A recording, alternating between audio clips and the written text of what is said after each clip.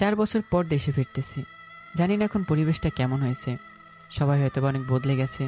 আমার বন্ধু বান্ধবগুলো হয়তো এখন সবাই বিয়ে করে বাচ্চা কাচ্চা হয়ে গেছে। রিয়াজ আর সিরাজ তো এখন আমার উপর রাগ করে আছে। ওদের না বলে হুট করে দেশের বাইরে চলে গেছি, ওদের রাগও ভাঙাতে হবে। এসব ভাবতে ভাবতে এই সময়গুলো পার হয়ে গেল। আর কিছুক্ষণের মধ্যেই হজরত শাহজালাল বিমানবন্দরে পৌঁছাবো। বিমান থেকে নেমে দেখি এয়ারপোর্টে শুধু বাবা রিসিভ করতে এসেছে। মনটা খারাপ হয়ে গেল। নীলিমা আসেনি। বাবাকে দেখে দৌড়ে গিয়ে জড়িয়ে ধরলাম। প্রায় 4টা বছর হলো দেখা নেই, আর নিজেকে সামলাতে পারিনি। তাড়াহুড়ো করে বাড়ি আসছিলাম। কলেজ থেকে বেরোতে কারোর সাথে প্রচণ্ড এক ধাক্কা খেলাম। আমার তেমন কিছু হয়নি, কিন্তু সামনে তাকে দেখে একটা মেয়ে মাটিতে লুটিয়ে পড়েছে। আমার তো মেয়েটাকে পড়ে যেতে দেখে হার্টবিটের গতি বেড়ে গেল। মনে হচ্ছে কেউ আমার হৃদয়ে হাতুড়ি দিয়ে আঘাত করতেছে। ভয় আমার হাত পা কাঁপতে শুরু করছে। যা, এই বুঝে মেয়েটা আমাকে চিবিয়ে খেলো। মনে একটু সাহস নিয়েই মনটাকে বললাম, ভয় দেখালে মেয়েটা খবর করে দেবে, সাথে ছেলে জাতির সম্মানেরও আঘাত লাগবে। আমি তো তা হতে দিতে পারি না। আর একটু সাহস ঢুকে আমি মেয়েটার দিকে হাত বাড়িয়ে দিলাম এবং বললাম, এই যে মিস, আমার হাতটা ধরে উঠুন। ইউ, এত বড় সাহস, আমায় ধাক্কা দিয়ে ফেলে দিলি? না মানে সরি, একটু তাড়া ছিল তো। বাদর, হনুমান, লাল টিকটিকি, তেলাপোকা, লুচু ছেলে কোথাকার, দেখে চলতে পারিস না? এই যে মিস, মুখ সামলে কথা বলুন। আমার মতো ভালো ছেলে আর দুইটা নেই।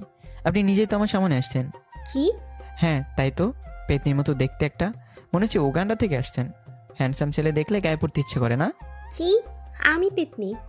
আর আমি ছেলে দেখলেই? কথা বলতে বলতে দেখে মেয়েটা জুতা খুলছে। আমি ভাব সুবিধা না দেখে দিলাম এক দৌড়। মেয়েটা আমাকে এভাবে দৌড় দিতে দেখে হাসতে হাসতে বলল, কে রে, দৌড় দিলি কেন? আমি না তোর গায়ে পড়তে গিয়েছিলাম? শালা লুচ্চা কোথাকার, পরের বার তোকে হাতের কাছে পেলে চিবিয়ে খাবো।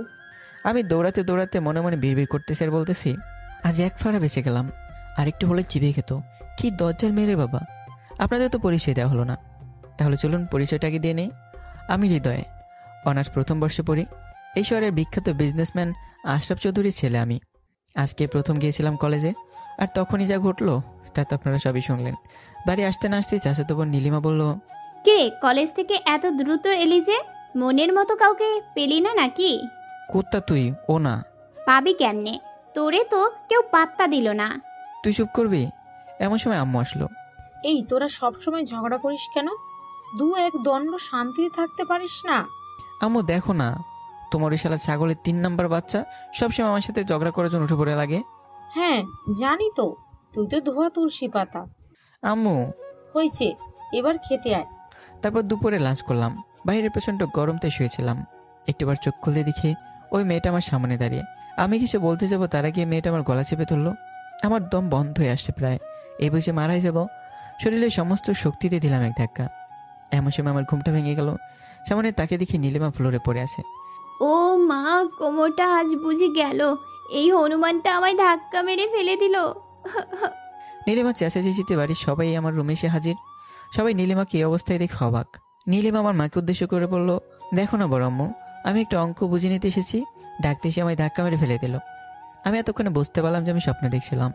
মেয়েটা আমার মনে একটা ভয় তৈরি করেছে যে আমি ঠিকমতো ঘুমাতেও পারতেছি না। স্বপ্নে এসে জ্বালাতন শুরু করেছে। বাড়ির সবাই তো আমার দিকে রাগী দৃষ্টি নিয়ে তাকিয়েছে। আমি কোনো কথা না বলে বাইরে চলে আসলাম। বন্ধুদের সাথে আড্ডা দিতে আসলাম। সেখানে যেতে রিয়াজ, থুকু, আমার এক বন্ধু বলল, কি খবর মামা, কলেজের প্রথম দিন কেমন কাটলো? আর সে কথা বলিস না। কেন, কি হয়েছে? কলেজ থেকে বেরোনোর সময় একটা মেয়ের, আমার কথা শেষ হওয়ার আগে রিয়াজ বলল, ও বুঝছি। কি বুঝলি? প্রপোজ করছিলি, রিজেক্ট করেছে মনে হয়। কি, আমার রিজেক্ট করবে এমন কোনো মেয়ে শহরে আছে? তাইলে মেয়েটা মনে হয় অন্য শহরের। আরে না, ওর তো সাহসই নেই কাউকে প্রপোজ করার, রিজেক্ট করবে কেমনে? দুইজনে বলতে বলতে হাসতে লাগলো। আমি একটু রাগি ভাব নিয়ে বললাম, তোর উল্টাপাল্টা বলা বন্ধ করবি? ও তো ঠিকই বলেছে। দেখ, সিরাজেরও আমারও গার্লফ্রেন্ড আছে। তোর তো গার্লফ্রেন্ড থাকা দূরের কথা, একটা মেয়েও পাত্তা দিল না এখনো। দিবেই বা কেমনে?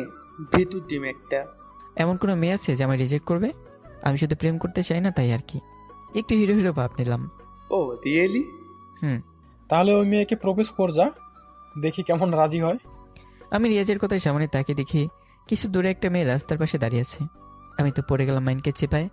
এখন প্রকাশ না করলেও মান সম্মানে ফালুদা হয়ে যাবে। আমি রিয়াজকে বললাম, 1 মিনিটের ব্যাপার, ওয়েট অ্যান্ড সি। ভয়ে ভয়ে এগিয়ে গেলাম মেয়েটার দিকে। রিয়াজ বলে উঠল, শালারা আমার মারার ফুল প্ল্যানিং করে আসছে। আজ যে আমার ভাগ্যে কি আছে আল্লাহ জানে। গোলাপটা নিয়ে আমি আবার যেতে শুরু করলাম। মেয়েটার কাছে কি সমস্ত সাহস এক করে আমি মেয়েটার পিছনে হাঁটু গেড়ে বসে পড়লাম। তুমি কি হবে আমার স্বপ্নে দেখা সেই মেয়ে? হবে মোর পরন্ত বিকেলে থাকা পথে? হবে কি মোর সেই কল্পনায় দেখা ছবিটা?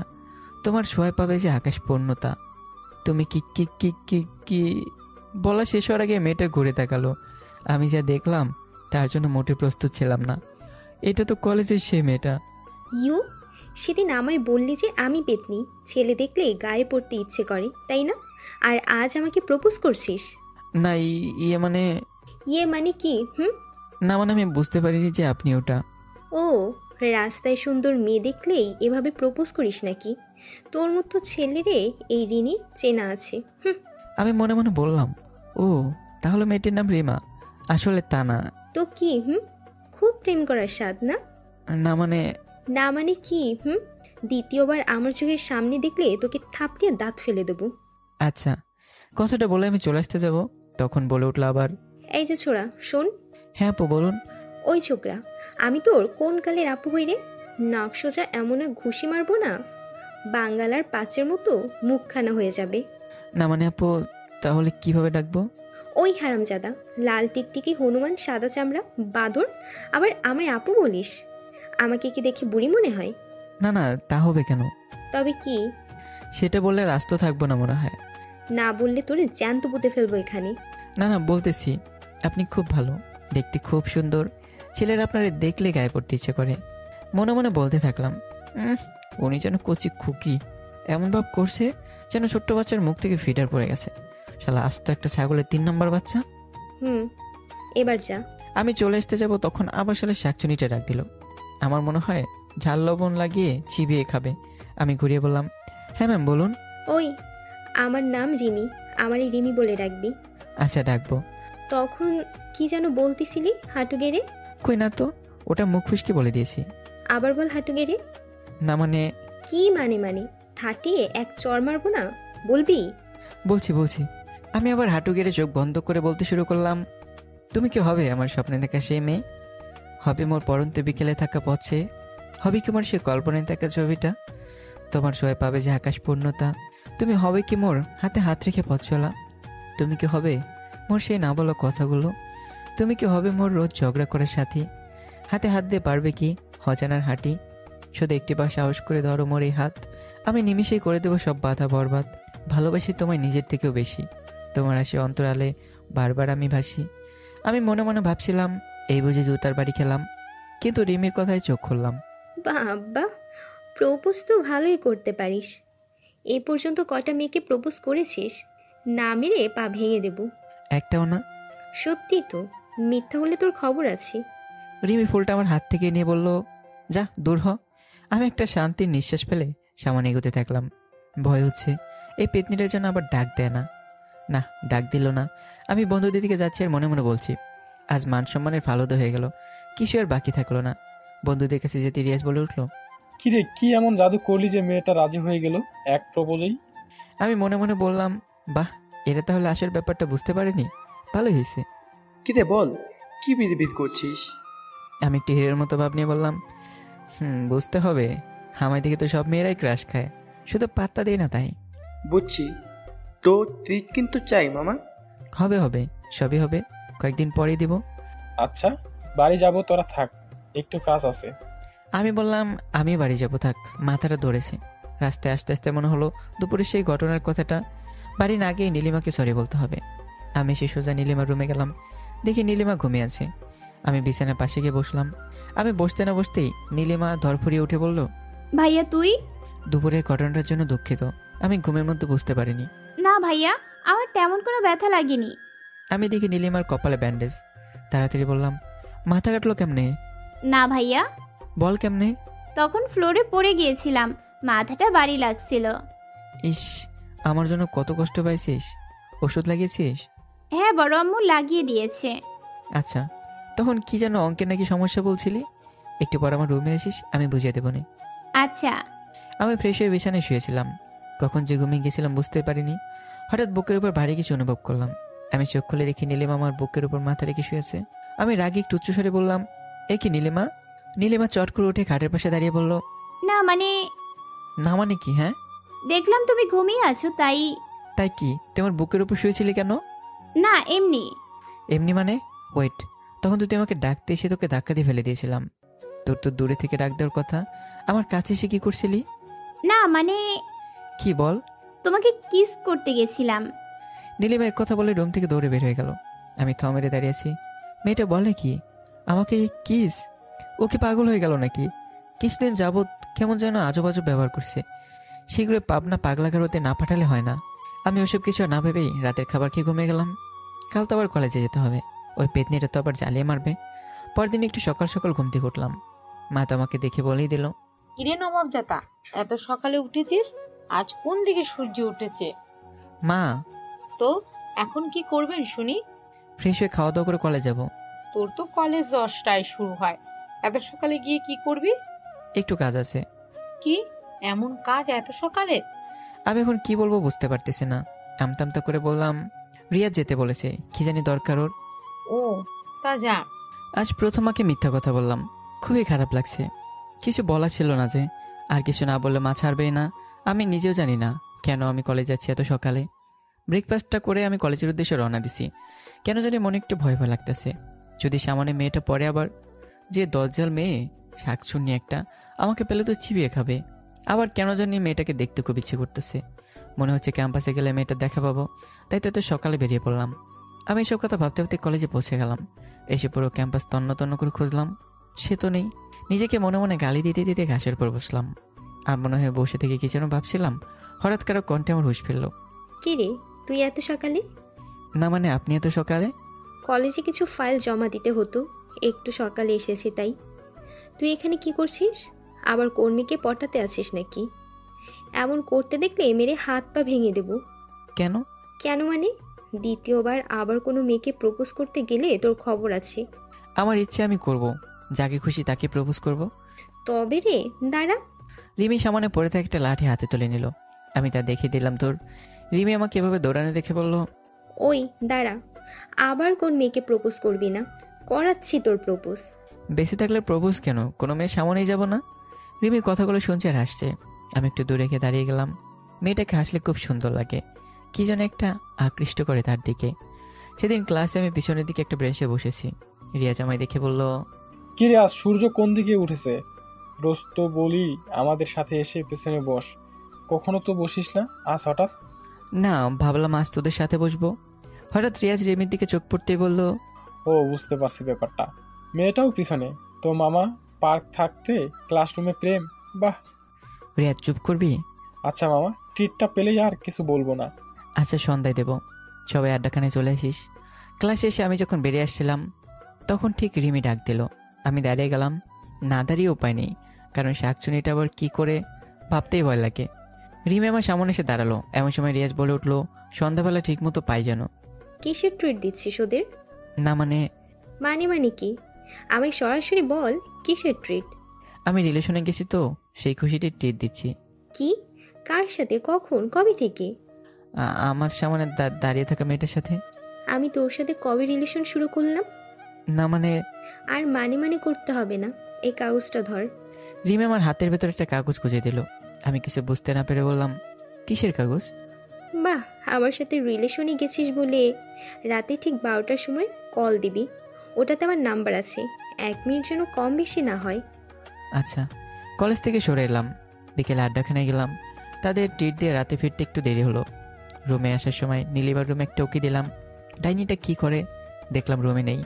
আমি ভাবলাম হয়তো চাচু চাচির কাছে আছে, তাই সে ব্যাপার নিয়ে আর তেমন মাথা না ঘেমে রাতে খাওয়া দাওয়া করে বিছানায় শুয়ে ঘড়ির দিকে তাকিয়ে আছি।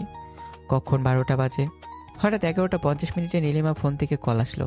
আমি কল ধরতে নীলিমা বলল, ভাইয়া তাড়াতাড়ি ছাদে আয়। আমি কোনো কিছু না ভেবে এক দৌড়ে ছাদে চলে গেলাম। ছাদে গিয়ে দেখি ঘুনঘুটে অন্ধকার, কোথাও কারো সারা শব্দ নেই। মোবাইল বের করে দেখি রাত 11টা 59 বাজে। হঠাৎ আলো জ্বলে উঠলো আর শুনতে পাই, happy birthday Hriday, happy birthday to you, many many happy returns of the day. সামনে তাকে দেখে টেবিলের উপর বিশাল একটা কেক, চারদিকে ফুল বেলুন দিয়ে খুব সুন্দর করে সাজানো। আমি তো পড়ে অবাক। আম্মা এসে আমায় বলল, সবকিছু নীলিমা করেছে, আমাদের তো মনেই ছিল না, একটু আগে আমাদের ডেকে আনলো। আমি নীলিমার কাছে গিয়ে বললাম, কিরে ডাইনি, আজ হঠাৎ আমার জন্য এত কিছু? এতটা ভদ্র হইলে কবে? বিশেষ কোনো কারণ ছাড়াই এমন তো করিস না। আজ আমার জীবনের সবচেয়ে গুরুত্বপূর্ণ দিন। তাই নাকি? তাই কি সেটা? অনুষ্ঠান শেষে জানতে পারবা। বাহ, আজ তুই তো গাড়ি থেকে একেবারে তুমি। ডাল মে কুছ কালা হ্যাঁ। তোমাকে অত বুঝতে হবে না। এদিকে এসে কেকটা কাটো, সবাই অপেক্ষা করছে। চল। আমি কেক কাটলাম, এক একে সবাই আমাকে কেক খাওয়ালো। আমি আর নড়তে পারছি না। হঠাৎ রিমির কথা মনে হলো। আমি তাড়াতাড়ি রুমে গিয়ে ফ্রেশ হয়ে রিমিকে ফোন দিলাম। এদিকে নীলিমা তার মনের কথা বলতে আমার রুমের দিকে আসছে। সে যে ছোটবেলা থেকে আমাকে ভালোবাসে, এতকাল বড় সাহস পাইনি। আজ আমার 22তম বার্থডেতেই সে বলবেই। সে রুমের কাছে আসতেই আমাকে কারোর সাথে ফোনে কথা বলতে দেখে দরজার কাছে দাঁড়িয়ে গেল। হ্যালো রিমি। ওই শালা টিকটিকি হনুমান, সাদা চামড়ার বাদর, তোরে কখন ফোন দিতে বলছি? এখন কয়টা বাজে? আসলে কি প্রথম দিনই লেট? আসলে আজ আমার জন্মদিন। হঠাৎ সবাই ছাদে যেতে বলে। আর কি তোর বার্থডে? আমি বলিসনি কেন? আসলে আমার নিজেরই মনে ছিল না। হয়েছে। By the way, happy birthday জানু। Many many happy returns of the day. Thank you আমার পাগলিটা। কাল আমাকে নিয়ে ঘুরতে যাবে কিন্তু। আচ্ছা বাবু, গুড নাইট। আচ্ছা বাবু, গুড নাইট। কথাগুলো শুনে নীলিমার চোখ দিয়ে অঝরে পানি ঝরছে। সে যে আজই তার মনের কথা বলতে এসেছিল। আমি হঠাৎ দরজার দিকে তাকাই দিয়ে দেখি নীলিমা দরজায় দাঁড়িয়ে আছে। তার চোখ দিয়ে পাহাড়ের চূড়া থেকে যেমন পানি পড়ে তেমনি করে পানি ঝরছে। আমি বললাম, নীলিমা তুই এখানে? সে কিছু না বলে চলে গেল। আর তার রুমে গিয়ে দেখি ভিতর থেকে দরজা লক করা। কয়েকবার ডাকলাম, খুললো না। ভাবলাম এবার দরজাটা ভাঙতে হবে, তাই একটু দৌড়ে গিয়ে পজিশন নিচ্ছিলাম। আমি দৌড়ে এসে দরজা ধাক্কা দেব, এমন সময়ই দরজা খুলে দিল। কিরে, সে কখন থেকে ডাকছি, দরজা খুলছিস না কেন? ওয়াশরুমে ছিলাম, ফ্রেশ হচ্ছিলাম। তো আমার দরজার এখানে কি করছিলি? আর ওভাবে কাঁদতেছিলি কেন? চোখে কেকের একটু ক্রিম গেছিল, তাই। সত্যি করে বল। সত্যি বললাম। তোমার ঘরে গেছিস কেন এত রাতে? রুম থেকে একটা প্যাক নিয়ে এসে আমার দিকে বাড়ি দিয়ে বললো এইটা দিতে। আমি কিছু বুঝতে না পেরে নীলিমাকে জিজ্ঞেস করলাম, কি এটা? একটা পাঞ্জাবি আছে, পরে এসো। হঠাৎ পাঞ্জাবি? আর আমাকে পাগলা করতে কামড়েছে নাকি যে এত রাতে পাঞ্জাবি পরবো? যা বললাম তাই করো, প্লিজ প্লিজ প্লিজ। আমি আর কিছু না বলে রুমে আসলাম পাঞ্জাবি পরতে। প্যাকেটটা খুলে দেখলাম একটা কালো রঙের পাঞ্জাবি। দেখতে ভালোই, মন্দ না। আমি পাঞ্জাবিটা পরে নীলিমার রুমে গেলাম। এসে দেখি নীলিমার রুমে নেই। কি আজব মেয়ে, কখন কি করতে বলে কোথায় থাকে বোঝাই যায় না। রাগ করে চলে আসতে যাবো তখনই পিছন থেকে নীলিমা ভাইয়া বলে ডাক দিল। আমি পিছন ঘুরে দেখি ব্ল্যাক কালারের একটা শাড়ি পরেছে, মনে হয় আমার পাঞ্জাবির সাথে ম্যাচিং করে কিনেছিল। আমি নীলিমাকে একটু আড়ি চোখে জিজ্ঞাসা করলাম, বাব্বা আজ সবাই তো ম্যাচ ম্যাচ কেন? তোর মাথার ভেতর কি চলতেছে? নীলিমা কিছু না বলে হাত ধরে টানতে টানতে তার বেলকনিতে নিয়ে গেল। আমার উদ্দেশ্যে বলল, দেখছো চাঁদটাকে কত সুন্দর লাগছে? ভালোই লাগছে। আমার ইচ্ছা ছিল কোনো একদিন তোমার পাশে দাঁড়িয়ে চাঁদ দেখব। ও আচ্ছা, তো তোর বরের পাশে দাঁড়িয়ে চাঁদ দেখার শখ নেই বুঝি? আমি চাঁদের আলোতে স্পষ্ট দেখতে পেলাম। নীলিমা চোখ দিয়ে অঝরে পানি পড়ছে। আমি নীলিমাকে কিছুটা অবাকে জিজ্ঞাসা করলাম, কিরে কাঁদছিস কেন? এমনি, এটা দুঃখের কান্না না, খুশির কান্না। বাপরে, পাগলিটা দেখছি অনেক বড় হয়েছে। আজকাল কি ভারী ভারী কথা বলে। তোমার জন্যই তো। হয়েছে হয়েছে, এবার চল ঘুমোতে হবে। আর একটু এখানে থাকি। বললাম তো চল, আর 1 সেকেন্ড এখানে থাকা যাবে না। চলো, তুমি ভালো না, পচা ভাইয়া। হ্যাঁ, এখন তো তাই বলবি। নীলিমাকে রুমে রেখে আমি আমার রুমে চলে আসলাম। এসে ফ্রেশ হয়ে তাড়াতাড়ি ঘুমিয়ে গেলাম। কাল আবার রিমিকে নিয়ে ঘুরতে যেতে হবে, ভাবতে কি মজা লাগছে। পরদিন কলেজ ফাঁকি দিয়ে রিমিকে নিয়ে ঘুরতে গেলাম। রিমি নীল কালারের একটা শাড়ি পরেছে, দেখতে পরে পরীর মতো লাগছে। নিজেকে যেন তার মায়ায় জড়িয়ে ফেললাম। সারাদিন অনেক ঘোরাঘুরি করে সন্ধ্যার পর রিমিকে তার বাসায় নামিয়ে দিয়ে আমি আমার বাসায় চলে আসলাম। ফ্রেশ হয়ে রুমে আসতে দেখি নীলিমা হাজির। মনে মনে বললাম, শালা 100 মনে হয় আমার অপেক্ষাতেই বসে থাকে। আমি একটু বিরক্তিকর লোক নিয়ে জিজ্ঞাসা করলাম, কি রে, কি দরকার আমার রুমে কেন? আমি আমার ভাইয়ার রুমে প্রয়োজন ছাড়া আসতে পারি না। না পারিস না। তুমি বললেই হলো নাকি, আমার যখন খুশি তখন আসবো, তাতে তোমার কি? এখনকার মতো যাচ্ছি, বাই। নীলিমা কথাগুলো এক নিঃশ্বাসে বলে রুম থেকে চলে গেল। পেতনিটা সবসময় আমার পিছনে কেন লেগে থাকে, আজব ক্যারেক্টার। আমি রাতে খাওয়া দাওয়া করে বিছানায় এসে শুয়ে আছি, এমন সময় রিমি ফোন দিল। বাবু কি করো? এই তো ডিনার করে আসলাম, তুমি? আমিও। কালকে কলেজে আসলে তোমায় একটা অনেক বড় সারপ্রাইজ দেব। কি? এখন তো বলা যাবে না। একটু তো বলো। না না না। আচ্ছা ঠিক আছে। হ্যাঁ, আর ততক্ষণ পর্যন্ত আমার সাথে যোগাযোগ করবে না। এটা কেমন কথা? যা বললাম তা মনে থাকে জানু, না হলে কিন্তু খবর আছে। ওকে ওকে, আচ্ছা বাবু, গুড নাইট। Good night. ফোনটা রেখে দিয়ে আমি ভাবছি যে কাল আমায় কি এমন সারপ্রাইজ দেবে যে আমায় বললো না। যাই হোক, আমি ঘুমিয়ে গেলাম। পরদিন আমি অনেক বেলা হয়ে গেল, ঘুম থেকে উঠিনি। ফোনটা ক্রিং ক্রিং শব্দে ঘুমিয়ে গেল। ফোনটা হাত নিয়ে দেখি রিমি কল দিয়েছে। মনে মনে বললাম আজ আমার খবর আছে। ভয়ে ভয়ে কলটা রিসিভ করলাম। কলটা রিসিভ করতে ওপাশ থেকে বলে উঠলো, এই ফোনটা যার, আপনি কি তাকে চেনেন? একটু আগে মেয়েটা অ্যাক্সিডেন্ট করেছে, এখন তাকে জেনারেল ক্লিনিকে ভর্তি করা হয়েছে। কল লিস্টে আপনার নাম্বারটা প্রথমে দেখলাম। আপনি কি মেয়েটাকে চেনেন? চিনলে তার বাড়ির লোকদের বিষয়টা জানান এবং দ্রুত জেনারেল ক্লিনিকে চলে আসুন। আমি কথাগুলো শোনা মাত্র কিছু না ভেবে বাইক নিয়ে তাড়াতাড়ি হাসপাতালের উদ্দেশ্যে বেরিয়ে পড়লাম। হাসপাতালে এসে জানতে পারলাম যে ডাক্তার জানিয়েছে রিমির বাঁচার সম্ভাবনা খুব কম। বাচ্চার সাথে ধাক্কা খেয়ে তার মাথায় অনেক গুরুত্বপূর্ণ নার্ভ ছিঁড়ে গেছে। আমি কিছুতেই কথাটা যেন মেনে নিতে পারলাম না। আমি রিমির বাবা মার কাছে গেলাম এবং তাদের সান্ত্বনা দিলাম, এই বলে যে রিমির কিছুই হবে না।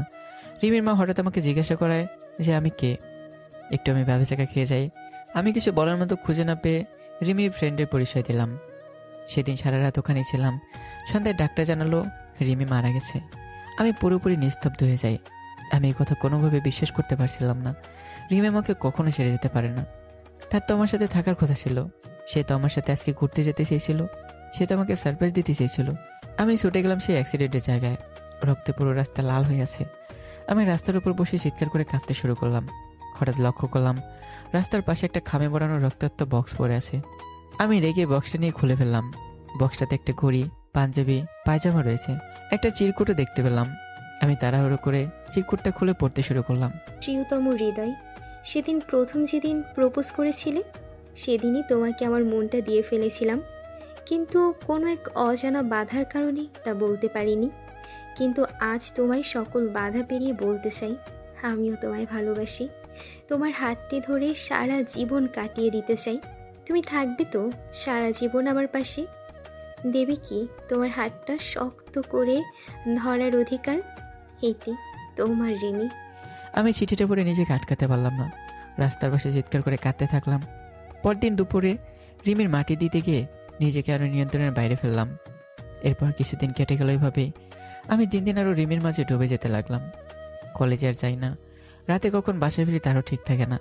সারাদিন শুধু সেই রাস্তায় দাঁড়িয়ে থাকি যেখানে আমার রিমিটার অ্যাক্সিডেন্ট হয়েছিল। আমার মা বাবা বিষয়টা বুঝতে পারলো।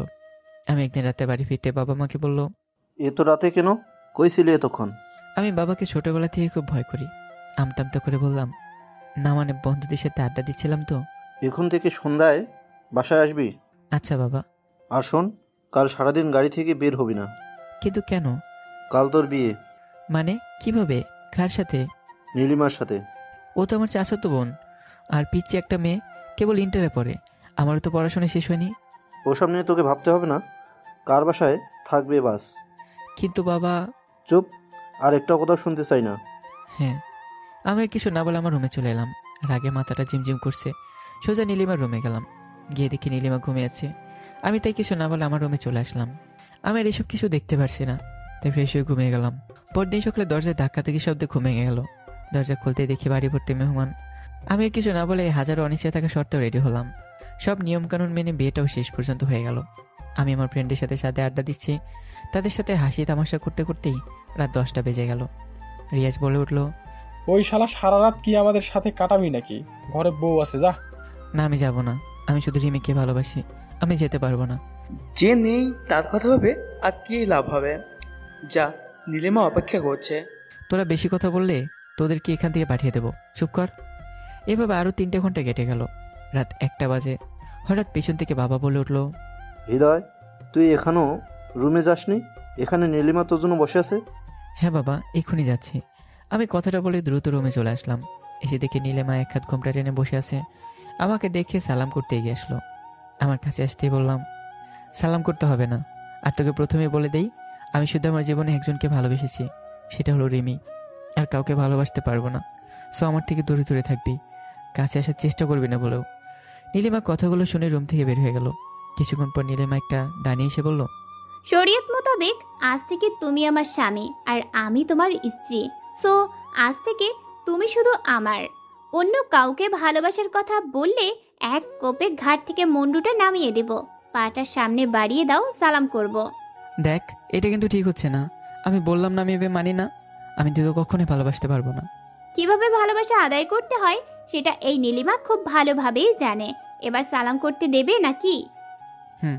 নীলিমা সালাম করে বলল, আমার ক্ষুধা লেগেছে, যাও খাবার নিয়ে আসো। তোর ক্ষুধা লেগেছে, যা তুই নিয়ে আয়। বড় আম্মু। যাচ্ছি। আমি আর কথা না বেরিয়ে খাবার নিয়ে আসলাম। খাবার টেনে এসে নীলিমার দিকে বাড়িয়ে দিয়ে বললাম, খাবার খাইয়ে দিন। পারবো না, জীবনেও না। বড় আম্মু। দিচ্ছি। নে, খাই দিচ্ছি, হাকর। হাজার অনিশ্চে থাকা সত্ত্বেও আমি তাকে খাই দিতে লাগলাম। নীলিমা প্লেট থেকে এক মুঠো ভাত নিয়ে আমার মুখের দিকে বাড়িয়ে দিয়ে বলল, তুমি খাবে না? খাও। হোয়াট? আমি খাবো তোর থেকে? ইম্পসিবল। বড় আব্বু। আবার আব্বুকে ডাকছিস কেন? আম্মুকে ডাকলে তোমায় শুধু বকা দেবে, আর আব্বুকে ডাকলে সাথে মায়েরও দেবে। আর এখন তোমার মায়েরও প্রয়োজন। তোরে আমি দেখে নেব। সেটা পরে দেখে নিও, এখন আপাতত খাও, না হলে। দে। নীলিমা আমাকে খাইয়ে দিতে শুরু করলো। আমার চাচাতো বোন থাকতে আমার জীবনটা তেজপাতা করেছে, এখন সেটা চিবিয়েই খাবে। কি হলো, খাইয়ে দিচ্ছ না কেন? শুধু একাই খাচ্ছ, দাও। নে খা। আর কত খাবি? রাক্ষসও তো খায় না। কি? না, বললাম তুই ভালো মেয়ে, খুব সুন্দরভাবে খাস। থ্যাঙ্কু। আমি নীলিমাকে খাইয়ে দিয়ে ফ্রেশ হতে গেলাম। এসে দেখি হলুদ কালারের একটা শাড়ি পরে আছে। আমি যেন তার মায়ায় আটকে গেলাম, চোখ সরাতে পারছি না। এ কি? আমি সব কি ভাবছি? আমি শুধু রিমিকে ভালোবাসতাম, এই শুধু আমার চাচাতো বোন হয়। আমি সোফায় শুতে গেলাম। খাটে এসে আমার পাশে শুয়ে পড়ো। আমি সোফায় ঘুমাবো, একদম বেশি কথা বলবি না। বড় আব্বুকে আবার ডাকবো? কথায় কথায় শুধু সেটাই পারিস। আসছি বলে আমি নীলিমার পাশে শুয়ে পড়লাম। কি হলো, আমার বুকের উপর মাথা দিছিস কেন? আমি তো এখানে মাথা দিয়ে ঘুমাবো। কেন, এটা কি তোর খাট পাইছিস নাকি? না, তবে তার থেকেও বেশি কিছু। বেশি কথা বললে বড় আব্বুকে ডাকবো। না, ঘুমা। আমি বুঝতে পারলাম এই মেয়ের সাথে পারবো না, তাই কিছু না বলে এভাবে ঘুমিয়ে গেলাম। সকালে চোখ বন্ধ করে আছে, বুকের উপর প্রচণ্ড ভারী কিছু অনুভব করছে। মনে হয় একটু ভয়ই হচ্ছে, চোখ খুলছে না। শুনেছি রাতে নাকি ভূতে বুকের উপর বসে থাকে। আমার বুকের উপরও বসেছে। ভয়ে চোখ খুলে দেখি নীলিমা আমার বুকের উপর গুটি সরে মেরে শুয়ে আছে। আমি রাগে নীলিমাকে নাড়া দিয়ে বললাম, এই ওঠ, কি করতেছিস? এটা কি তোর বেড নাকি? আর একটু ঘুমাতে দাও না, খুব ঘুম পাচ্ছে। ঘুমোবি বেডে, কি ঘুমা, আমার বুকের উপর কেন? নীলিমা আমার কথায় চোখ খুলে মুচকে একটা হাসি দিল। একে মেয়েটা আমাকে জমে জড়িয়ে ধরে ঘুমিয়ে পড়েছে। এই কি হলো, ওঠ, নাহলে কিন্তু এবার ধাক্কা দিয়ে ফেলে দেবো। উঠতেছি। নীলিমা উঠে ওয়াশরুমে চলে গেল। আমি এখনো উঠিনি, শুয়ে আছি। ওয়াশরুম থেকে নীলিমা বের হতেই আমি আবার নীলিমার মায়ে আটকে গেলাম। হাঁ করে নীলিমার দিকে তাকিয়ে আছি। হঠাৎ নীলিমা চুটকি শব্দে আমার ঘোর কাটলো। কি হলো, এভাবে তাকিয়ে থেকে কি দেখছো? ইস, আমি কি করতেছি? ভুলে গেলে চলবে না, ও আমার চাচাতো বোন। কিছু না। ও। নীলিমা রুম থেকে বেরিয়ে গেল। আমি ফ্রেশ হতে গেলাম। নীলিমা রুম থেকে বেরোতে আম্মুর সাথে দেখা। আম্মু নীলিমাকে দেখে বলল, কিরে নীলু, তোর চোখ এমন লাল হয়ে আছে কেন? কিছু না বড় আম্মু, এমনি। আমার থেকে লুকাস না মা, আমি সবই জানি। সব জেনে শুনেও তারপরও তোকে ওই পাগলটার সাথে বিয়ে দিয়েছি। যে বেছে নেই, ও এখনো তার পিছে দৌড়াচ্ছে। তোর জীবনটা আমি নষ্ট করে দিলাম। এসব কি বলছো বড় আম্মু? আমি সব জেনে শুনেই বিয়ে করেছি। আমি ঠিক এই হৃদয়কে আবার আগের অবস্থায় ফিরিয়ে আনবো। তোমরা দোয়া করো। হ্যাঁ মা, তুই আমার হৃদয়কে আবার আগের অবস্থায় ফিরিয়ে আন। আমি ফ্রেশ হয়ে রুমে আসতে দেখি নীলিমা আমার রুমে আসছে। আবার আসছিস আমার রুমে? তুই বের হ আমার রুম থেকে। তোমার রুম মানে? এখন তুমি আমার বিয়ে করা স্বামী, সো তোমার সবকিছু আমার, আর সাথে তুমিও। তাহলে তুই থাক, আমি গেলাম। আমি রাগ করে শার্ট নিয়ে কলেজে যাচ্ছিলাম। নীলিমা আমার পিছে পিছে আসছে।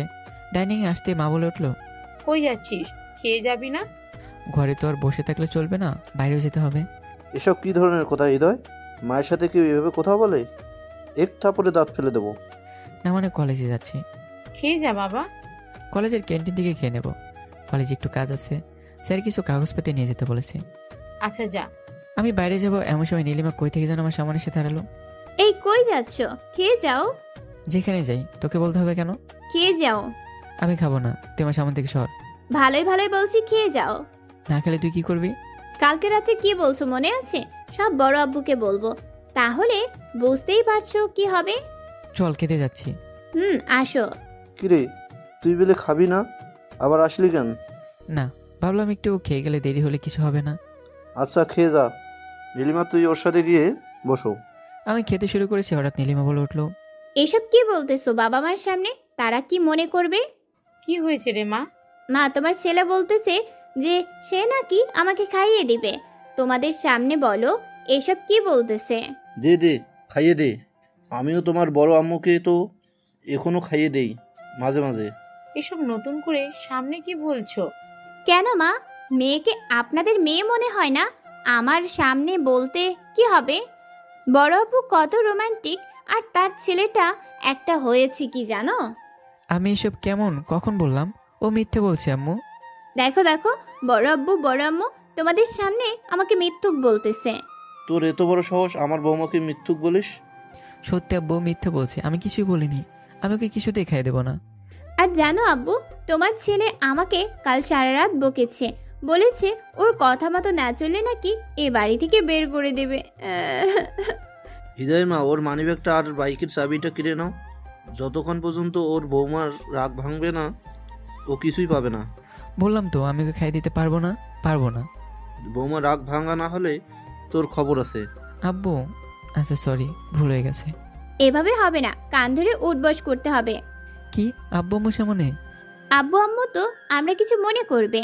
না না, আমার কিছু মনে করব না। এখন করো। বাধ্য হয়ে কান ধরে উঠবোস করলাম। এখন আমাকে খাইয়ে দাও। নীলিমাকে খাই দিতেছি, হঠাৎ সে আবার বলে উঠলো, কি দেখো আম্মু, তোমার ছেলে আমাকে কি বলছে আমি নাকি বেশি খাই, তাই সে আর কখন আমাকে খাইয়ে দেবে না। কি এত বড় সাহস? আজ থেকে রোজ তুই বৌমাকে খাইয়ে দিবে, না হলে তোর খাবার বন্ধ। আব্বু আমি এসব বলিনি। আমি আর একটা কথা শুনতে চাই না। আচ্ছা তাই হবে, আমাকে তো এবার কলেজ যেতে দাও। ওকে যাও। এরপর আমি কলেজ গেলাম। কলেজ শেষে বাসায় ফিরিনি। বন্ধুদের সাথে আড্ডা দিয়ে সন্ধ্যায় বাসায় ফিরতেই মা চিল্লাতে লাগলো, কিরে তোর আক্কেল জ্ঞান কি কখনো হবে না? কেউ নতুন বউ রেখে এতক্ষণ বাইরে থাকে? সরি। আমার কিছু না বলে আমার রুমে গেলাম। আমি রুমের দরজা খুলতেই পুরো অবাক হয়ে গেলাম। পুরো রুম ক্যান্ডেল দিয়ে সুন্দর করে সাজানো। আমার দৃষ্টি জানালার দিকে পড়তেই সেখানে চোখ আটকে গেল। নীলিমা নীল রঙের একটা শাড়ি পরে দাঁড়িয়েছে। আমি হাঁ করে তাকিয়ে নীলিমাকে দেখছি। মনে হয় ও নিজে ওর মায়াতে আমাকে আটকে ফেলেছে, তাই চোখ সরাতে পারছি না। আমি ভুলে গেছিলাম কি করতেছি। হঠাৎ নীলিমার কথায় আমার হুঁশ ফিরল। এই যে এমন ভাবে কি দেখতেছো? আকাশ দেখছিলাম জানালা দিয়ে, বাইরের পরিবেশটা খুব সুন্দর। ও এসব রুম সাজানোর কারণ? আমার ইচ্ছা হয়েছে তাই। আমার রুম, আমার অনুমতি ছাড়া কিছু করবি না বলে দিলাম। এই যে মিস্টার, এখন থেকে এই রুম শুধু তোমার না আমারও। তো আমার যখন যা খুশি তাই করব। তাহলে থাক তুই তোর রুম নিয়ে। ওই কোথায় যাও? তোকে জানতে হবে না। বড় আব্বুকে ডাকবো নাকি? বোন রে বোন, কোথায় কোথায় বড় আব্বু করিস কেন? মাঝে মাঝে তোমার হাড় হাড্ডি সুর করে, তো সেগুলো ঠিক করতে। তোরে তো আমি বড় আব্বু। দৌড়ে গিয়ে নীলিমার মুখ চেপে ধরলাম। মাফ কর মা, আমার ভুল হয়ে গেছে। ওই আমি তোমার কোন জন্মের মা? বউ, বড় বউ না হলে? আচ্ছা আমার সোনা বউ, লক্ষ্মী বউ হয়েছে। উফ, তুমি একটু রোমান্টিক।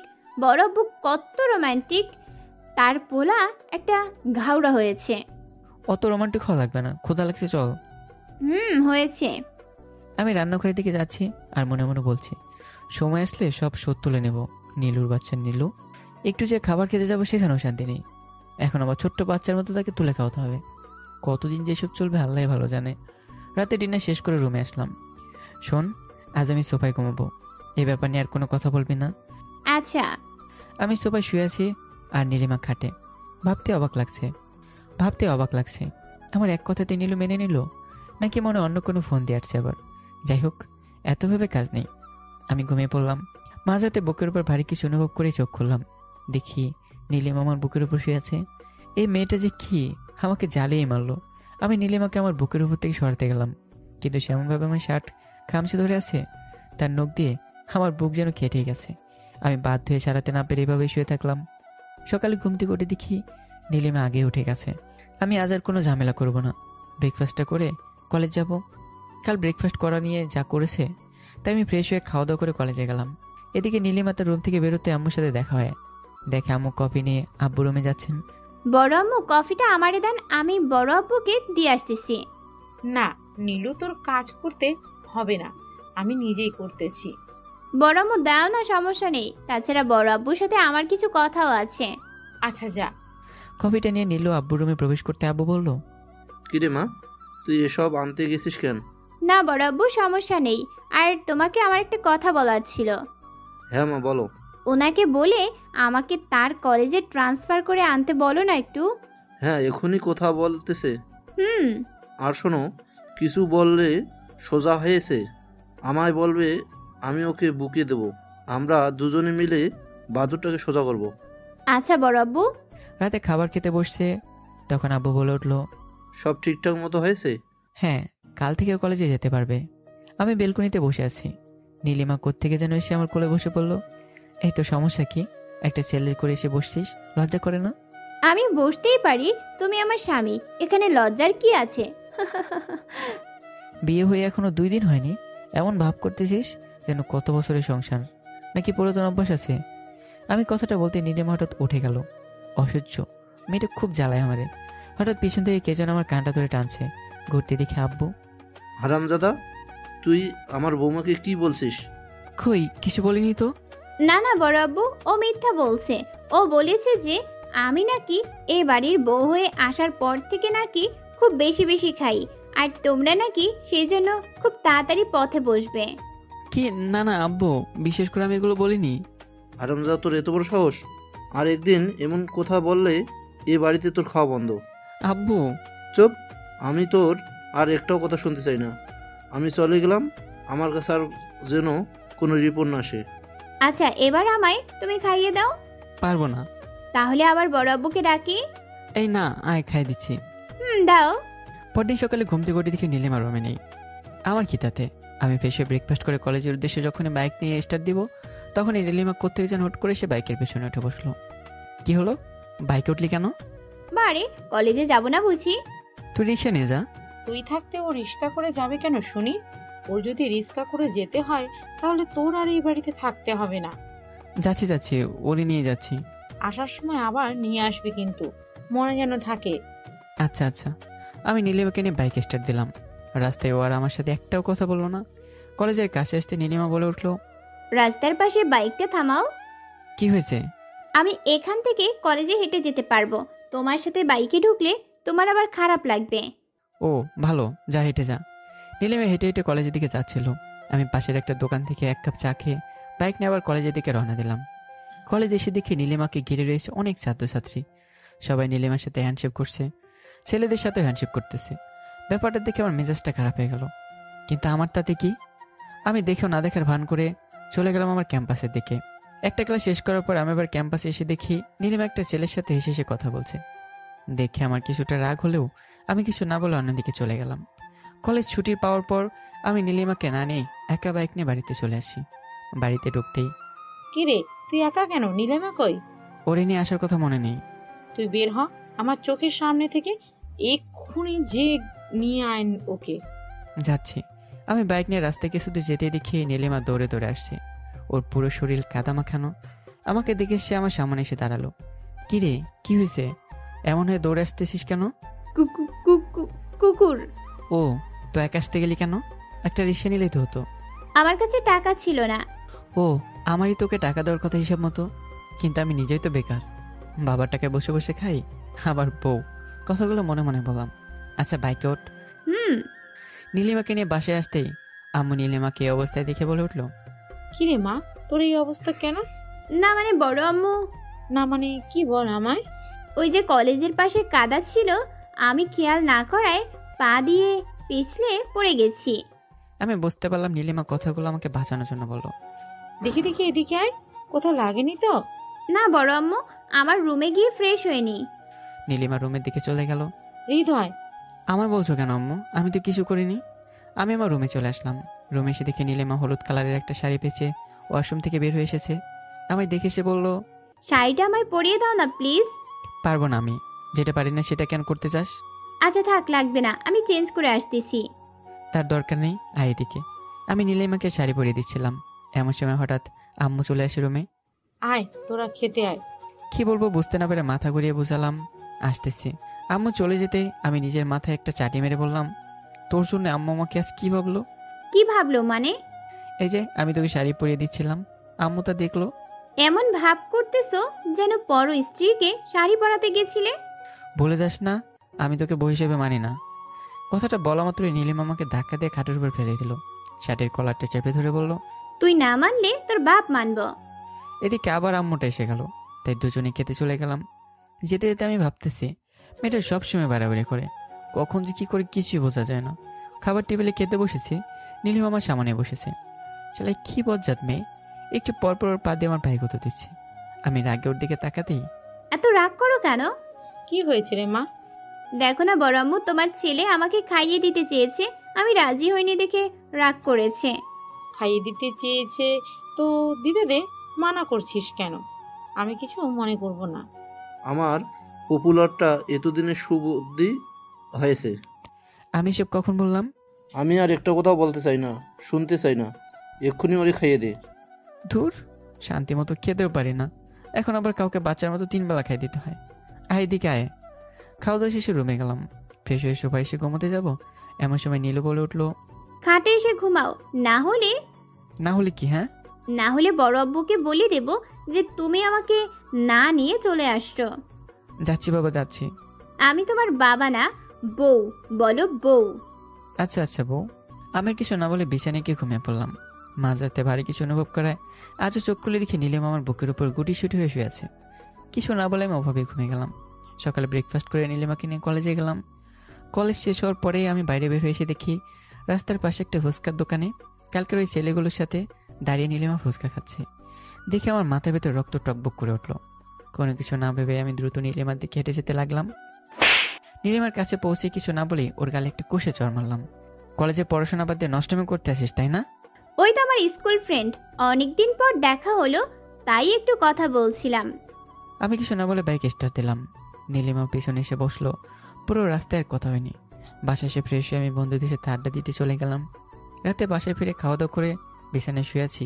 নীলিমা এসে আমার বুকের উপর মাথা রেখে শুয়ে পড়লো। আমি আজ আর কিছুই বললাম না, কারণ এই মেয়ের সাথে আমি পারবো না। হঠাৎ নীলিমা বলে উঠলো, একটা কথা বলবো, সত্যি করে বলবে? কি কথা? আগে বলো, সত্যি করে বলবে। আগে বল কি কথা? তুমি আমায় ভালোবেসে ফেলছো তাই না? ভালোবাসবো? আর তোকে? সত্যিটা বলো, ভালোবাসো কিনা? এটা কখনোই সম্ভব না।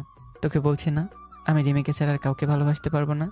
আসলে তুমি কখনোই রিমিকে ভালোবাসোনি, আমাকেই ভালোবাসো। এসব বাজে বাজে ভাবনা মাথা থেকে ঝেড়ে ফেলে দে। তুমি নিজেই ভেবে দেখো তুমি কাকে ভালোবাসো। আচ্ছা, তোর কেন মনে হলো আমি তোকে ভালোবাসি? তা না হলে তখন ওইভাবে রিয়াক্ট করতে পারতে না। আমি নীলিমার কথাটা শুনে কিছু না বলে ব্যালকনিতে চলে গেলাম। নীলিমা আমার পেছন পেছন ব্যালকনিতে চলে আসলো। কি হলো বলো? রুমে গিয়ে ঘুমিয়ে পড়, এখন কথা বলার ইচ্ছে নেই। না না, তুমি সত্যিটা বলো বলছি। রুমে যা। ধমকের সাথে কথা বলাটাই নীলিমা কিছুটা কেঁপে উঠলো। কিছু না বলে রুমে চলে গেল। আমি আবার আনমনে হয়ে ব্যালকনিতে দাঁড়িয়ে ভাবতে লাগলাম, আচ্ছা আমি কি সত্যি রিমিকে ভালোবাসতাম না কখনো? আমি কি নীলিমাকে ভালোবাসি? না, এটা হতেই পারে না। আমি তো শুধু রিমিকে ভালোবাসতাম। সে নেই তো কি হয়েছে, আমি সারা জীবন শুধু তাকে ভালোবেসে যাব। নীলিমাকে কোন দুঃখে আমি ভালোবাসতে যাব? তবে কেন আমি নীলিমাকে অন্য ছেলের সাথে সহ্য করতে পারি না? কেন অন্য ছেলের সাথে দেখলে আমার এমন হয়? তবে কি আমি নীলিমার উপর দুর্বল হয়ে পড়তেছি? নীলিমাকে ভালোবেসে ফেলেছি? না, এটা হতে পারে না। আমি কখনোই নীলিমাকে ভালোবাসতে পারি না। আমার চাচাতো বোন হয় শুধু। আমি রিমিকেই ভালোবাসি না। আমি নীলিমার কাছে থাকলে আর ওর উপর দুর্বল হয়ে পড়বো। আমাকে দেশ ছেড়ে চলে যেতে হবে। কালকে বাবাকে বলবো উচ্চশিক্ষার জন্য বিদেশ যাওয়ার কথা। আমি কথাগুলো মনে মনে বলেই রুমে ঢুকলাম। রুমে এসে দেখি নীলিমা খাটের মাঝখানে বাসর ঘরে নতুন বউ যেমন করে বসে থাকে তেমন করে বসে আছে। কি রে, ঘুমোসনি কেন? তুমি ব্যালকনিতে? আমি বেলকনিতে তো কি হয়েছে, তুই তোর মতো ঘুমিয়ে যাবে, আমার সাথে তোর কি? তুমি আজও না মানলেও তুমি আমারই স্বামী, আর তোমায় রেখে আমি কেমনে ঘুমাই? হয়েছে হয়েছে, আর ন্যাকামো করতে হবে না, ঘুমিয়ে পড়। আর হ্যাঁ, শীঘ্র আমি পড়াশোনার জন্য দেশের বাইরে যাব। কি তুমি মিথ্যা বলছো? আমার সাথে মজা করছো তাই না? তোর সাথে আমি কোন দুঃখে মজা করতে যাব? নীলিমা আর কিছু না বলে বেড থেকে উঠে ওয়াশরুমে চলে গেল। আমি বিছানায় গিয়ে চোখ বন্ধ করে শুয়ে আছি। অনেকক্ষণ পর নীলিমা এসে আমার পাশে শুয়ে পড়লো। আমি চোখ বন্ধ করে আছি, খুলছে না। দেখলাম নীলিমা আজ আমার বুকের উপর মাথা দেয়নি। আমার কিছুটা খারাপ লাগলো, তবুও আমি কিছু না বলে শুয়ে রইলাম। পরদিন সকালে ঘুম থেকে উঠে দেখি নীলিমা রুমে নেই। আমি উঠে ফ্রেশ হয়ে আব্বুর কাছে গেলাম। আব্বু, আমি পড়াশোনার জন্য দেশের বাইরে যেতে চাই। কেন, এই দেশে পড়তে কি হচ্ছে? না, আমি দেশে পড়বো না, আমি দেশের বাইরে যেতে চাই পড়াশোনার জন্য। এই দেশে পড়তে কি সমস্যা বল? আমি ভালো পড়াশোনা করতে চাই, যা এই দেশে সম্ভব নয়। আচ্ছা, তোর সাথে নীলিমাকেও নিয়ে যাবি। আমি ওখানে পড়াশোনার জন্য যাচ্ছি, সংসার করার জন্য না। আমি ওর পড়াশোনার জন্য ওকে নিয়ে যেতে বলছি, সংসার করার জন্য না। না, আমি পারবো না, ও এই দেশেই থেকে পড়ুক। তাহলে তুইও এ দেশেই পড়বি। আব্বু প্লিজ। আমি যা বললাম সেটাই শেষ। আব্বু, এমন সময় নীলিমা সেখানে আসলো। কি হয়েছে বড় আম্মু? তোমরা দুজন পড়াশোনার জন্য দেশের বাইরে যাবে? না বড় আব্বু, আমি তোমাদের ছাড়া কোথাও যাব না, আমি এই দেশেই পড়বো। না, তোমরা দুজনেই যাবে। প্লিজ বড় আব্বু, আমি দেশে থাকতে চাই তোমাদের কাছে। থাকতে চাই, তোকে থাকতে দাও না আব্বু। ভেবে দেখো মা, হৃদয় কিন্তু পড়াশোনার জন্য দেশের বাইরে চলে যাবে। যেতে দাও ওকে, আমি দেশেই থাকবো। আব্বু থাকুক না, গেলে তোমরা একা হয়ে যাবে তো। তুই যদি আমাদের চিন্তা করতিস তাহলে আমাদের ছেড়ে দেশের বাইরে যাওয়ার কথা ভাবতি না। আব্বু আমি পড়াশোনার। থাক, আর বলতে হবে না। কোন দেশে যেতে চাস? আব্বু জাপানে। এত দেশ থাকতে জাপানে কেন? আরও তো অনেক ভালো ভালো দেশ আছে পড়াশোনা করার জন্য। না আব্বু, আমি জাপানে যেতে চাই। আচ্ছা ঠিক আছে, আমি ব্যবস্থা করতেছি।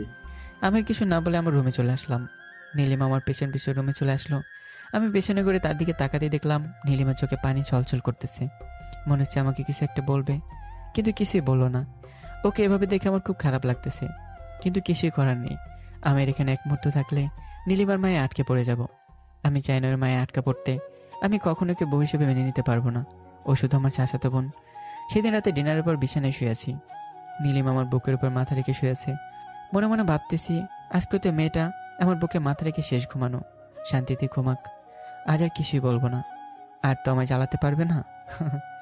হঠাৎ নীলিমা আমাকে জোরে ধরে বলে উঠলো, আচ্ছা, বিদেশে যাওয়ার পরে কি আমাকে ভুলে যাবে? তোকে মনে এবার রেখেছিলাম কবে যে ভুলে যাব। আমার এমন কথা নীলিমা আমাকে ছেড়ে দিয়ে অপর পাশে শুয়ে পড়লো। আর একটা কথা বললো না। আমি চোখ বন্ধ করে শুয়ে আছি। এখনো ঘুমের রানী এসে চোখের পাতায় বসেনি। হঠাৎ কারো চাপা কান্নায় চোখ করলাম।